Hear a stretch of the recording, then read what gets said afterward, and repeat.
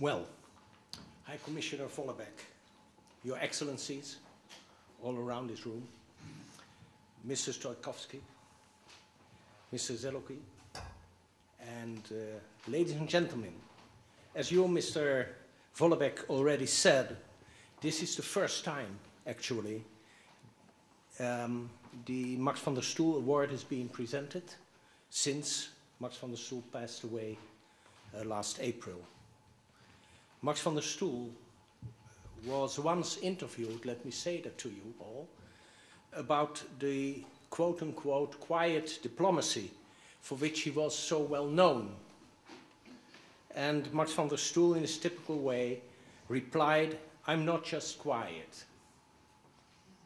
And he added that what he actually did was quiet diplomacy plus. And that quiet diplomacy plus meant for him to mobilize states for conflict prevention. And it also meant for him to convince the parties concerned that it is in the interest of the minority as well as of the majority to find a modus vivendi wherever they would live and experience differences and strains. Max van der Stoel's answer reflects how he was as a person. He spoke softly, but with great determination. I was just thinking, let me say that, while the song was being sung, how fragile we are. He looked fragile, but he was iron-fisted when it was about human rights. He spoke softly, I repeat it, but with great determination. And he exerted a quiet but powerful influence on processes of conflict prevention and reconciliation throughout Europe, and also beyond Europe, let me say that. Processes of conflict prevention and reconciliation that remain crucial for peace and stability in the world, in Europe and in all the other continents throughout this globe. Democracy, the rule of law, and human rights, these were the driving forces during van der Stoel's career as a statesman. He rightly became the first High Commissioner on National Minorities. And in fact, he shaped this position into its current format. Quiet diplomacy plus, ladies and gentlemen, also aptly describes the High Commissioner's core business. Most of the time, he or she is working behind the scenes. When a crisis is successfully averted, hardly anyone takes notice of the activities of the High Commissioner. Wars that do not take place usually don't make the headlines of the news magazines and primetime news at large. Ladies and gentlemen, the oppression of ethnic minorities is a root cause of conflicts. Just last year, the High Commissioner issued an early warning about the risk of violence against the Uzbek minority in Kyrgyzstan. Sometimes, early warnings by themselves are not enough. The international community needs to follow up in those cases with early action. Let me say to you, present here today, that in the United Nations we are discussing intensely the so-called responsibility to protect. It is to the nation state itself to protect its people against genocide, against war crimes against humanity, and against ethnic cleansing. This duty comes with national responsibility, with national sovereignty, as you may like to call it. But when states fail to act, the international community has indeed a duty to address these atrocities. And the responsibility to protect is not only, of course, about military intervention, it is also about preventive diplomacy, about fact-finding, about non-military sanctions. But let's face it, responsibility to protect is here to be and probably here to stay. Last month in New York, we discussed this in a special session at the General Assembly of the United Nations. I chaired a special meeting there together with my Guatemalan colleague. Ban Ki-moon was present too. He made an intense statement on behalf of responsibility to protect, and I can tell you, ladies and gentlemen, that the Netherlands will continue to support these important developments.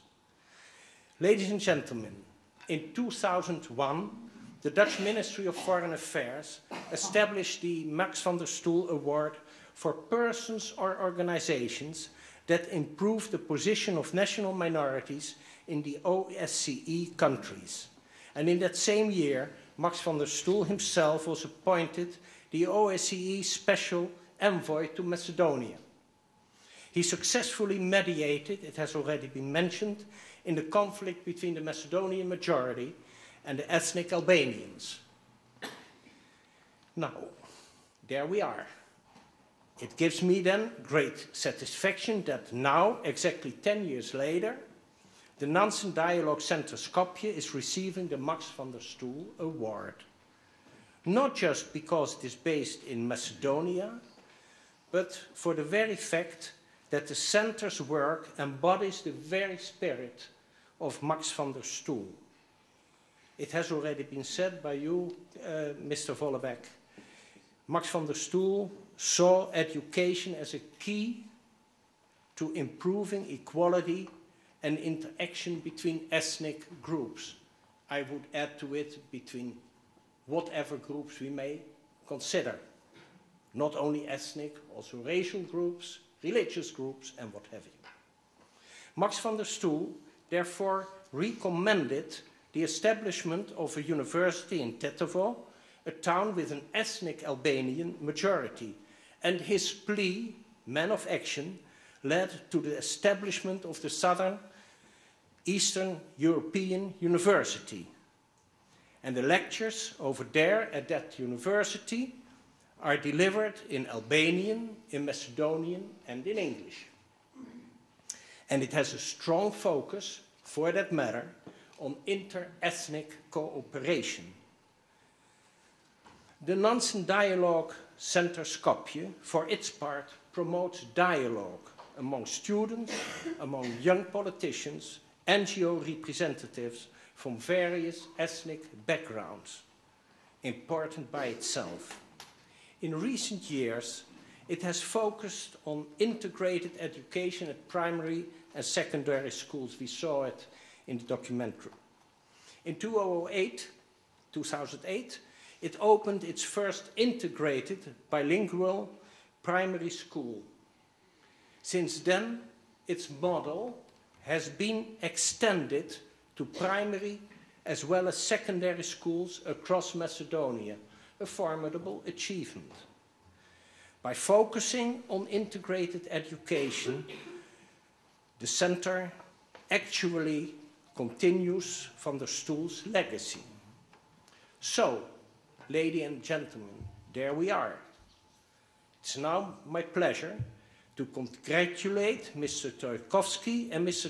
Zakoli on winning the Max van der Stoel Award 2011. Dear award winners, I hope that this award will support you in your important work. That's not just a commonplace, it is well meant. Because it is important. We saw it and we heard about it. You are indeed enabling young people in Macedonia to build their future together. And let me add to that, their futures. In English we have this multiple form for this word, futures. Every individual in its own way, but it's all about their futures. And you are taking part in that, and you can be proud of doing so. For that matter, again, may I ask you now to come forward and to receive the certificate which is going along with the award itself.